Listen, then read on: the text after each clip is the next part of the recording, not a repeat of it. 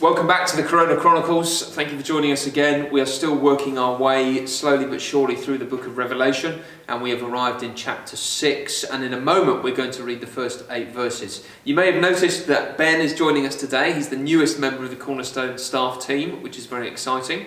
And just a little word of consolation to those who have only been tuning in to CP. There's no need to be too upset about that, because he is actually joining us, just in a different form. And the more observant among you will have noticed that this is a woodcock, this bird. And so here he is, and he's ready to contribute in the normal way. In all his glory. In all his glory. So there we go. Let's read the first 8 verses of chapter 6. I watched as the Lamb opened the first of the 7 seals. Then I heard one of the 4 living creatures say in a voice like thunder, "Come." I looked, and there before me was a white horse. Its rider held a bow, and he was given a crown, and he rode out as a conqueror bent on conquest.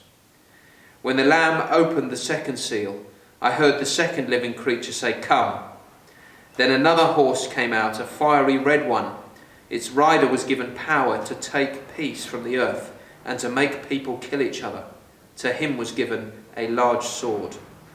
When the Lamb opened the 3rd seal, I heard the 3rd living creature say, "Come." I looked, and there before me was a black horse. Its rider was holding a pair of scales in his hand.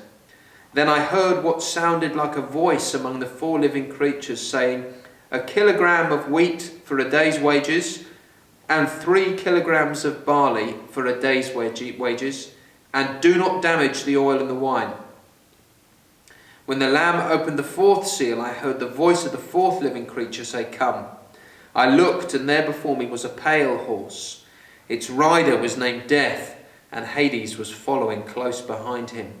They were given power over a quarter of the earth to kill by sword, famine and plague, and by the wild beasts of the earth. So here we go, and we are looking again at these seals and this will of God. And what we're seeing, and what we've seen in previous weeks, is that there was this cry that went out. Who is worthy to open the scroll of God? Who is worthy to open the seals? And we've discovered that the Lamb upon the throne is worthy. Now he's going to open the 7 seals, and what do we find? Yes, and pretty chaotic really, isn't it? But the thing that strikes me, first of all, is even though there's a lot of chaos happening, all of it is sort of measured in a sense, isn't it? Because these things only arrive when they're instructed to. They're told to come, and then they arrive. And then, for example, the crown is given to the first rider. None of these things are arriving on their own volition. Everything is unfolding in accordance to God's timing and his plan. Yeah, that's helpful, isn't it? And I think that as we've observed in previous readings, everything in Revelation is loud. So there isn't just a voice, there's a voice like thunder, and it's come, come, come, come. And we're being summoned to stop whatever we are doing, to turn from whatever we're looking at, and to look at what is going on here, and to listen.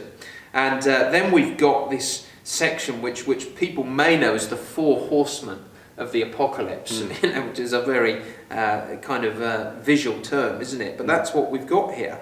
And the thing that you notice with all of this section is that what is coming out of this scroll is judgment. So I don't know what we were expecting to find in there, but judgment is what is coming out. And with the first horse, it's this white horse, a rider holding a bow, and is given a crown.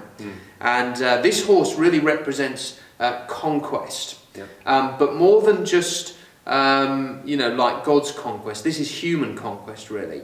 And so this Lamb is going out, and they're using the powers of men, the swords and the shields, and to kind of win a forceful victory on the earth. So this is not like the Lamb who conquers by his blood, by his sacrifice and his humility. These conquer by force. Yes. And he's given the crown as well. I know I've said it already, but it's not his by sort of birthright. God is the king. He is the one who has the crown inherently, and he is the one who gives sort of earthly rulers and authorities crowns as well. And what about this second horse? What's going on here? This fiery red one. Fiery red one, yes. Pretty scary stuff, isn't it? Given the power to take peace from the earth, to make people kill each other. It sounds like not just nations going to war against each other, but sort of almost brothers and families fighting against each other as well.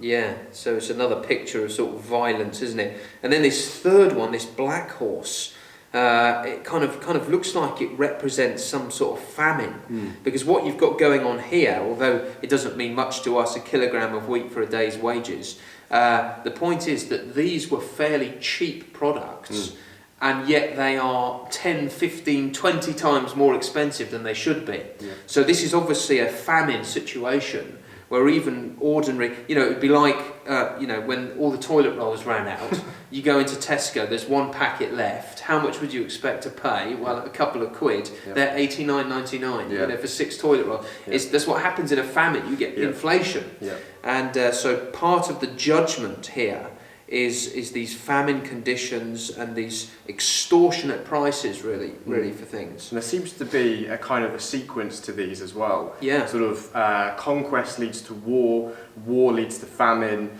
and that's sort of what's building up. And eventually the fourth horseman is death itself, which is sort of the result, I suppose, of all of these horsemen sort of riding together. Yeah, absolutely. I think that's helpful. And you've got this pale horse, which is apparently literally a sort of greenish grey horse. So it's a really sickening colour. Yeah.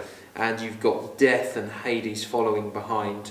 And as you say, it really caps off the picture of judgment and the horrors that are here.